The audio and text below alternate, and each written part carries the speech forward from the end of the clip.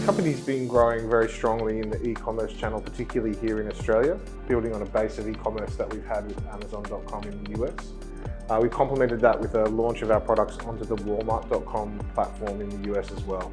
We're now starting to push very hard into the Shopify channel there, resourcing that appropriately to try to see the same growth in the US that we've seen in Australia, which we're really confident we can do.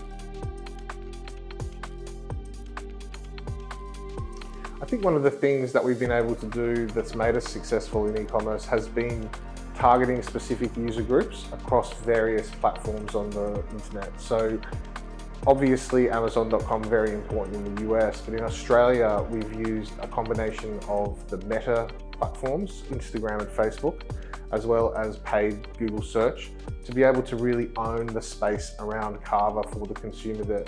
We've also been hyper-targeted in the way that we've addressed those consumers' needs. And the segments that we've been able to tap into are people looking to replace alcohol with something else, Carver being that replacement, as well as people suffering from sleep disorders, and interestingly, also people suffering from pain, in addition to the core market of anxiety and stress reduction.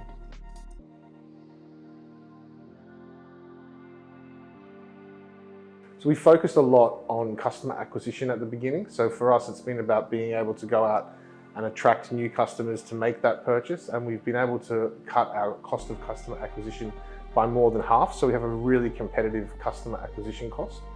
It also means that our return on advertising spend has been able to be very, very strong. So many multiples of every dollar that we put into advertising spend equate to sales. Coupling that with the fact that we are paid by the customer through credit cards, so before we ship a product we've already been paid, it means that this is a self-funding model for us. A low cost of customer acquisition, a high return on advertising spend, as well as a reasonably high basket value for a customer purchasing our products, whereas we've been able to scale in a very sustainable way by using these very smart e-commerce metrics.